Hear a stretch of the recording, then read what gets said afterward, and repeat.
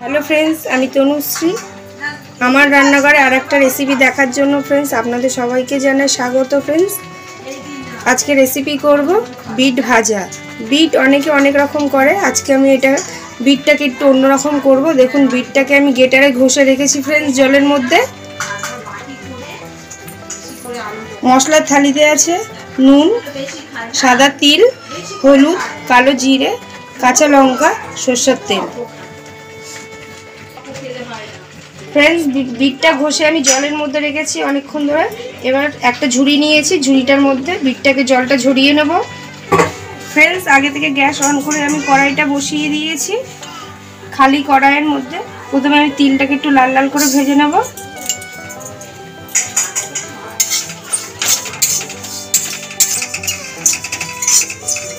লাল লাল করে ভেজে নেব। লাল লাল করে ভাজা হয়ে গেছে তিলটা, আমি এবার নামিয়ে নেব। তিল ভেজে নিয়েছি ফ্রেন্ডস। এবার কড়াইয়ের মধ্যে তেল দিয়ে নেব। তেলটা গরম হওয়ার জন্য একটু সময় নেব। তেল গরম হয়ে গেছে, ফোড়ন দিয়ে দেবো কালো জিরে,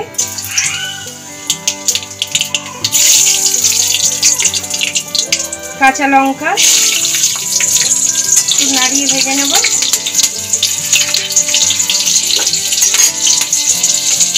জল ঝরিয়ে রেখেছি বিটটা দিয়ে দেবো।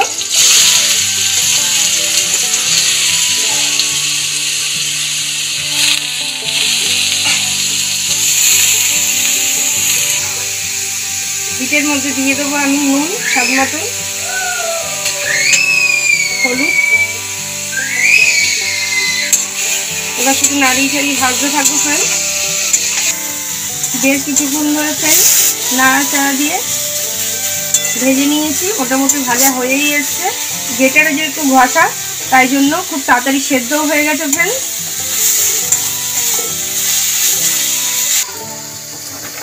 ফ্রেন্ডস, ভাজা মোটামুটি হয়ে এসছে বিট।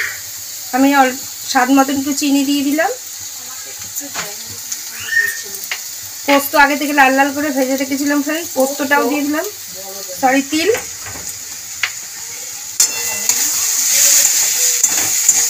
নাড়িয়ে চাড়িয়ে ভাজা করে নেবো ফ্রেন্ডস ভালো করে।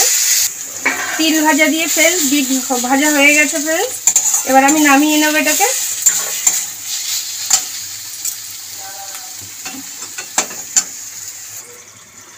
ফ্রেন্ডস, আজকে বজরংবলির বার, আমার বাড়িতে নিরামিষ হয়, তাই বাড়িতে বিট ছিল। বিটটা কেউ খেতে চায় না এমনি অন্য ধরনের করে ভাজলে, তাই আজকে ভাবলাম একটু অন্যরকম করি, তাই এরকম গ্রেটারে ঘষে তিল ভাজা দিয়ে করলাম ফ্রেন্ডস। আপনাদের দেখে যদি ভালো লেগে থাকে, আপনারাও একদিন করে দেখতে পারেন এরকম একটা নিরামিষ রেসিপি। আশা করি আপনাদের ভালো লাগবে।